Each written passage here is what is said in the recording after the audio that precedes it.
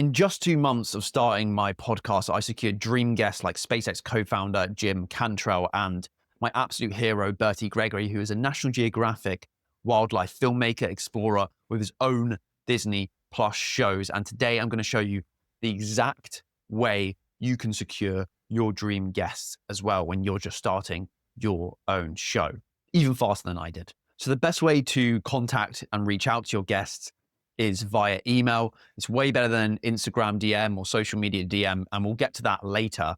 But how do we get guests' emails? Because it is by far the superior way. It's the way I've secured all of my dream guests. It's all been through email. But how do we get the guest emails in the first place? Well, you can either do it manually or use AI. Either way, all you need to do is type in the guest name and put contact or email at the end of the search, press enter, and if their email is publicly available, it will be there, it will come up for you, and you have their email. So many people ask me, how did you get this guy on the show? How did you get the SpaceX co-founder on your show? How do you get all these guests anyway? Why do they want to come onto your show? I just say, I emailed them.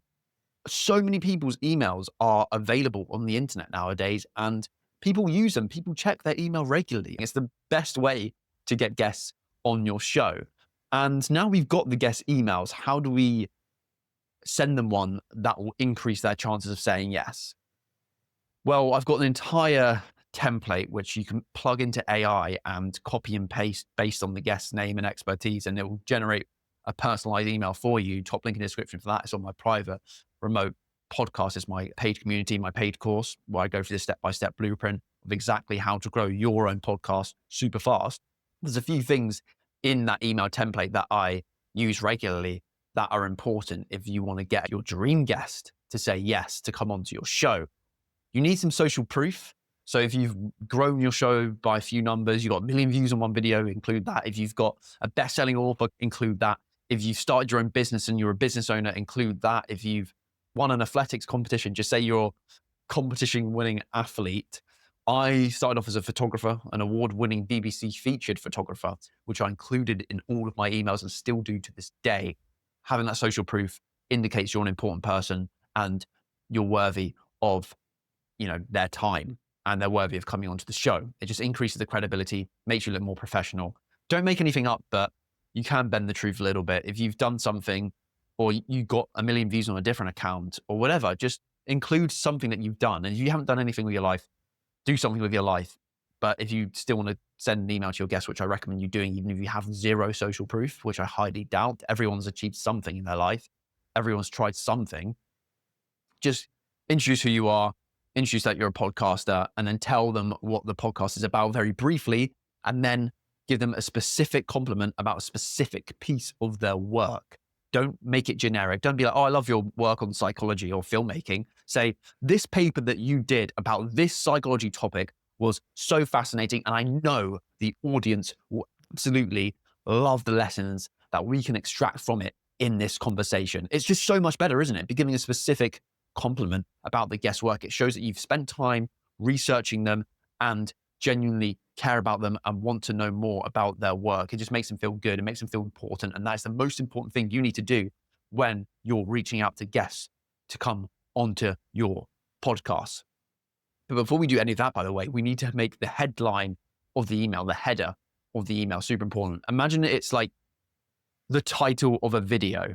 It's super important. It's the first thing they're going to see. I do podcast invitation, discuss their specific expertise with Europe's fastest growing under 21 podcaster.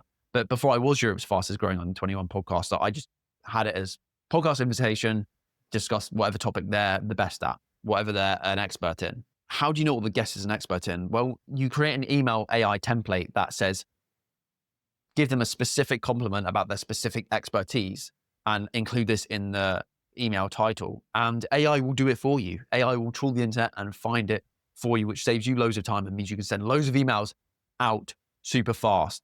A few other things in the email would, after the specific compliment given about their work, would be specific things that you can discuss with them. Again, you can ask AI to find specific things that you want to talk about, and it does it for you. And then you just pick and choose which ones you actually want to talk about with them. I wouldn't get AI to find specific things that you can talk about with the guest that aren't things that you want to talk about.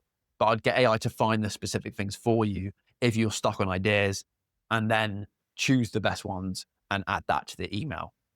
Then if you've had guests come on your show before, a best-selling author, a leading academic, you would include their name, maybe 2, 3, 4, 5 names that have come on the show and say, here's why your name fits. Because that's, again, more social proof that you can add that will increase the chance of saying yes. People like to be important.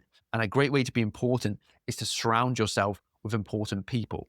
If you've had important people come onto your podcast and you mention that in your email to the potential guest, they're going to feel like if they come onto your show, they're going to be surrounded by important people. Therefore, they're going to have a higher chance of saying yes. So it's a super effective tactic. Also, give a mention about your numbers. If you got a video blow up on social media that got 2 million views, say we've gathered over 2 million views across all social media platforms. I've gained over, way more than 4 million views now, but the last time I checked, it was 4 million views across all socials. I always include that in the email to the guest because it indicates that it's a popular and growing show. And if you indicate how long it's been, I gained 250,000 views in the first month. That is very impressive. Include that in the email. Obviously, if you're just starting your show, literally this is going to be the first email you send. You can't add some of these stuff, but write these down. And in a few weeks' time, when you've got a few guests come onto your show and you've got a few thousand views, include that on your emails. So once you've done that, before you end the email, I would also mention a few ways that can benefit them directly. So you can give them the episode for them to post on their social media platforms. It gives them a platform to promote their new work and share their expertise and gain a new loyal audience from your show. And also you can give them the high quality clips that you generate from the podcast, like short form content. If you want to learn more about how to do that, top link in the description or check out the rest of my channel for videos on tips on how to create short form content using AI and go viral, just like I did in 10% of the time it would usually take if you created it manually, not using AI. So then we end the email, and we end the email with a call to action, a CTA. And this basically closes it all off with saying, would you be open to come onto the show? If so, let me know a few available dates and we'll sort something out. And then you'll sign off with your name and maybe leave links to your podcast on YouTube or your website or the award that you won that you were talking about. So I leave the BBC feature on the bottom of my podcast on my name. Because again, that's social proof. That is proof that you are who you say you are. And it's proof that you are important, you are professional, and you're worthy of their time. And that's what you include in the emails. And if you want the template, top link in the description, because it's an absolute no-brainer and it has allowed me to get to 10 to 20% conversion rate. Out of all the emails I send, 10 to 20% of the guests say yes to come onto the show at least. And that's a super high conversion rate for cold emails. But we haven't even got to the best bit yet. A lot of the time, the guests won't say yes to come onto your show from the first email. But don't give up there. 3 to 7 days later, send them a follow-up email saying, hi, Peter, I'm just checking if you've received or read my previous invitation message. If you're open to coming on the podcast, what dates are you available over the next few weeks? Send that 3 to 7 days after sending the first email. So many of them who haven't replied to the first one will say yes or reply to that one and either say yes or no, or I'm busy, talk to me later, invite me later, and then you'll just create another invitation to them and schedule it for like 6 months' time instead of thinking that you're going to remember to email them again in 6 months. You just won't. So whenever a guest, but this is a side note, but whenever a guest says, I'd love to come on and thank you for inviting me, but I'm really busy right now. And I'd circle back in 6 months' time. Send another email this time next year and I'll see if I'm available. Don't think, oh yeah, I'm going to remember that one email out of the thousands I send and email that guest in a year's time. No. You create a email that says, hi, just circling back. I invited you on the podcast last year and you said you weren't available or busy. Just checking your availability now. If so, what dates are you free over the coming weeks?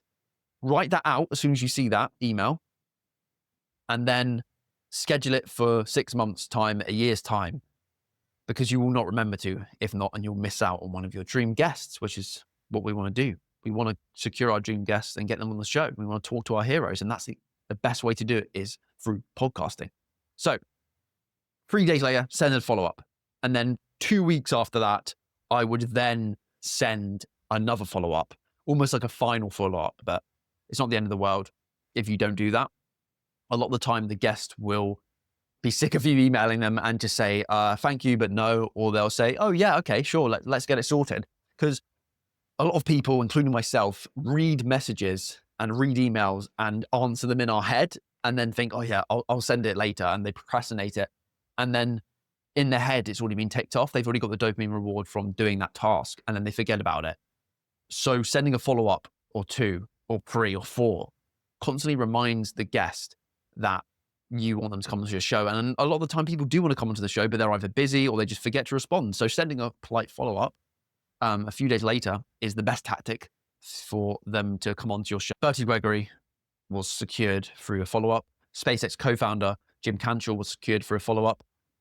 Emmy-winning, knighted photographer who's photographed every celebrity that you can imagine, Steve Jobs, Kate Moss, you name it, Albert Watson, I secured through following up. 80% of my guests have been secured through sending a follow-up email. It's the most critical part of your guest invitation approach. You have to not give up on the first email if they don't respond. Follow up, follow up, follow up, follow up, and you'll end up securing your dream guest. I can almost guarantee it. Just a way high yes rate. Okay, so I promised you that we would talk about why email's more professional than sending a DM. If you're an avid social media user in my generation, I think it's Gen Z, I don't even know. You're a teenager, or you're in your 20s, you probably don't use email that much. And you use DM instead. And a lot of these podcast gurus that I'm not a podcast guru. I'm just sharing what I've done and what I'm sharing my expertise and the things that I've learned and the mistakes that I've done. So you can avoid the same. I'm not a guru or anything, but a lot of these fake podcast gurus who don't even have their own podcast and don't even post podcasts regularly. This is what side piece, but why do so many podcast gurus and video tutorial gurus and YouTube tutorial people that don't actually have a podcast or a YouTube channel separate to their thing? They're just a podcast tutorial video creator. But why would you listen to someone who hasn't started their own podcast and doesn't regularly post podcasts and isn't growing their show like I do? I don't understand it. And it's a shame because I wish that my favorite podcasters and favorite YouTubers did talk about the process in which they make videos and have their own second channel for tips like I do. But luckily for you, you have me, which you can learn from. And the best way to learn is my private paid podcast community, which goes through the step-by-step process of exactly how to grow your show, just like I did, and get even better results in even short time. Top link in the description for that. But yeah, these podcast gurus who don't even have their own podcast recommend you DMing these guests. And even if you've just started your podcast and you have 0 followers, even if you have 100,000 followers or 10K followers, I have 11 or 12,000 followers on Instagram right now. I've sometimes tried to DM people on Instagram and it has not worked in comparison to email because it doesn't go directly into their inbox. It goes into the request part of their DM, which nobody checks anyway. And if you don't have 1 million of followers, they won't respond. If you don't have a blue tick, they won't probably respond. And people don't go onto these platforms necessarily to do business. They go on to consume content and distract themselves from their problems. So by sending them a formal professional podcast invitation, there's a very high chance of them not even reading it. And if they do read it, they're not even responding. Whereas people go on email with their business hat on.